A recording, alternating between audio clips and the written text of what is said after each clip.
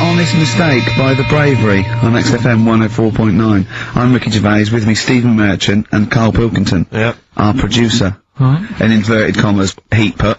Yeah. Yeah, they know. They know. How you doing, alright, Karl? Yeah, didn't they also write something about me, bald round head? Yes, perfectly round little bald man head, they said, so. Because you need to know that when you listen to the radio on that. Really matters what my hair's doing. Your hair, have you given it a little polish? Because you look like a cue ball at the moment, and you've had a shave in it. I've never seen such a round head. It actually looks like a plate with ears. Yeah, well, for those that have never seen Karl, I actually, if you remember, I think he looks a little bit like, Mr. Spoon from Button Moon. He does! He does! If you've ever seen that show, and also he looks like, you know when they say, they find with a little 4-foot human, and it's actually 500,000 years old, and they give it a name, and it's the first, you know, Australopithecus he looks like one of them as well. Perfectly round little, he's the missing link, he looks half human, half monkey. He's got a slight slouch as well. So yeah, it's like those pictures where you see it going from an ape to a man. He's one of those in the middle. Yeah, and of course his monkey hands, his hairy little wrist to those skinny little things that you can get oranges out of holes with. And it's unbelievable. Why are you so all shaved and polished and everything? Got a wedding. What? Got to go to a wedding today, so, thought I'd, you know, clean myself up a bit. Yeah. Shouldn't you be wearing a suit or something? No, I'll go home and put something on. Oh, okay. But, yeah, Suzanne, said, you know, make an effort. Sort of had a shave and that, and then I came out of the bathroom, she said, oh, your head looks a bit sort of eggish. She's right. She always worries about when I have a shave, because I just, you know. That's your girlfriend, Karl. I know. Saying that. Just think, so don't worry about Heat saying it. The funny thing is, it's Boyd Hilton, I think, of Heat that wrote it. Well, he's got a little bald head. Yeah, no, don't slag him off. Yeah, but on the end of his review, does it say, you know, written by Baldy Boyd? No, because it doesn't matter, it's a magazine. Don't worry about it. Looking forward to the wedding? A bit boring, isn't it? But you've got to do it. Robin listening? Should we do a shot? No, it'll be a great day for them, but I know what will happen. Suzanne will see, you know, all the fuss and that, and then she'll get ideas, and I'll have to let her down and all that. Why is it you don't want to get married again? I always forget. It's just, who's it for at the end of the day? I've been with Suzanne for 11 years, right? Sure. We're happy. Well, I am. Yeah, that's what counts. You're never happy. Oh, I'm alright. Yeah, no, you're happy with Suzanne and everything, but apart from that, you're never happy. You're the most grumpy, moany thing in the world. I mean, I get annoyed, but I'm always happy. I was annoyed here, I was happy coming here, but there was a bloke behind me walking and scuffling his feet. He had a pair of those stupid skulls on. And he was clicking and scuffing. Wear some shoes, you don't have to click. Pick your feet up. Flip-flops annoy me. You know? But I'm happy, I'm just annoyed. You are just like, oh, the world's on me. It's rubbish, this. I know the world's great, it's just sometimes people annoy me by being there. You know. But, Steve said I should be locked in one of those towers that princesses used to be locked in fairy tales, because everything annoys me. But you're grumpy. I'm not, I'm alright. Oh, right, okay, listen, we better play a record, soon, but, coming up, Steve, I went away with Karl. Okay. It was a little present from Jane. It was a golfing day, and I could take someone. Took Karl. It was a brilliant day, absolutely brilliant. But it ended with us sort of drinking and chatting, and me saying, "Right, I'm going to bed." Because Karl said the most ridiculous thing he has ever said. Think of that. That's something. Oh, sometimes, Karl, I think you're on another planet. He's the only ones. Another Girl, Another Planet by the Only Ones. What a song! Amazing. One of my favourite intros ever. Dr. Fox disagreed with me. His favourite ever was, I think, Money for Nothing, if I remember correctly. Interesting. Yeah. Another great tune. Yeah, another great tune. I'm not knocking him. If you'd like to let us know what your favourite intro was. That number again is over. Right. Well, we got so much to get through with this show. Let me just get I don't quite understand. You were given a gift. And the gift was a golfing day of golf.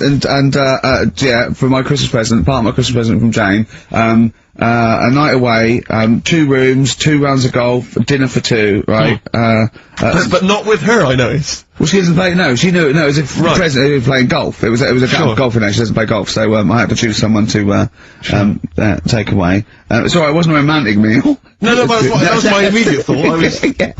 Yeah. Me and Carl just getting in there in the jacuzzi together. It just sounds like an excuse for James to have a day off from you. But you don't play golf, Joe. I know. Go. Yeah. Enjoy yourself. A bowling ball with Yeah. my name on it. So chose Carl, obviously. We went. Well, it was a great day, wasn't it? Brilliant round of golf. Absolutely brilliant. Such a beautiful place in Stoke Poges. It's like a really posh place. And are you a good golf player? Well, we'll get to that. Oh, okay. Well, he bought the shoes especially for it. Oh, Because I'd love to see him in those little shoes. I know, and they were no good because they were metal spikes. We had to change them. He was annoyed straight away. He spent over £22 on these golf shoes.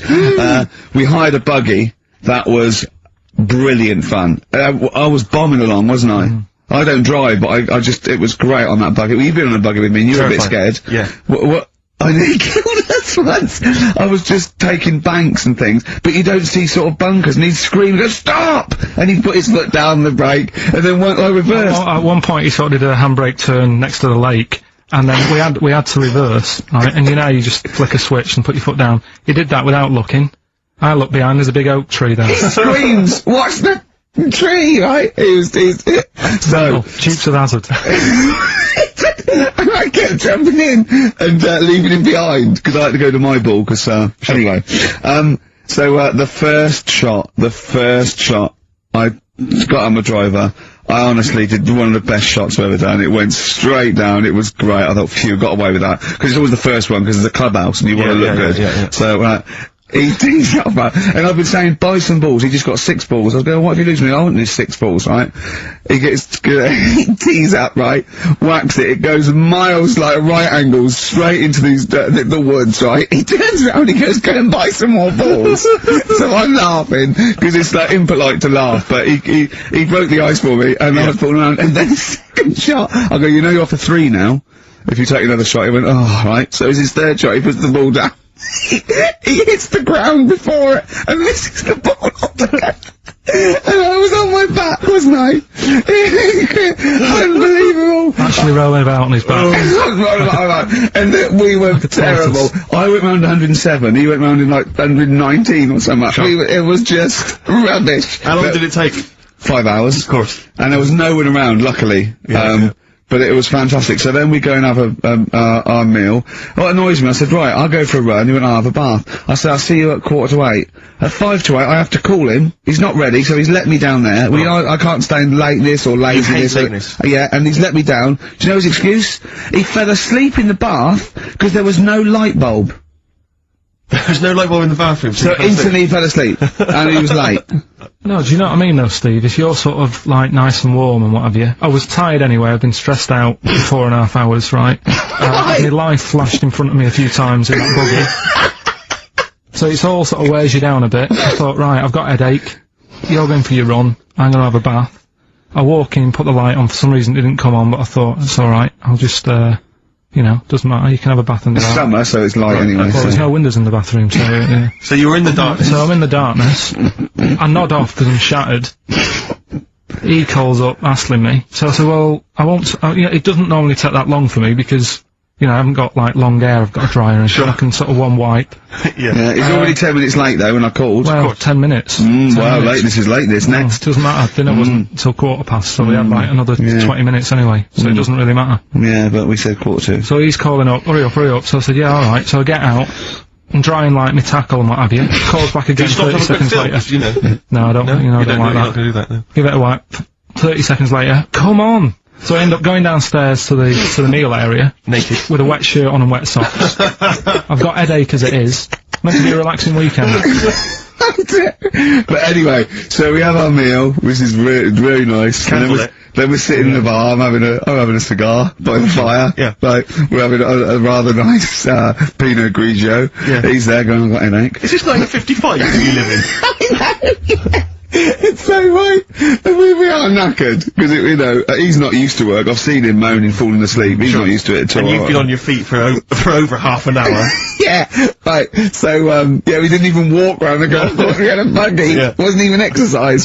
So, we get onto conversations. He's talking like, he's asking me stuff about evolution. Tell me that. Why the giraffe? What's that rubbish about the giraffe getting a long neck? I said, well, it didn't try and get a long neck. It was selected. And he said, but why would evolution do that? I went, well, you think that evolution didn't do anything? There's not this consciousness, there's not this will that a giraffe has to stretch its neck to reach the leaves. One had a long enough neck to survive and pass it in. He was going, yeah, but why did evolution? This isn't. But by the way, this isn't the most stupid thing. This is warming up. This is about 8:45. Right? He said, why didn't evolution make a giraffe good at carpentry so it could build a ladder?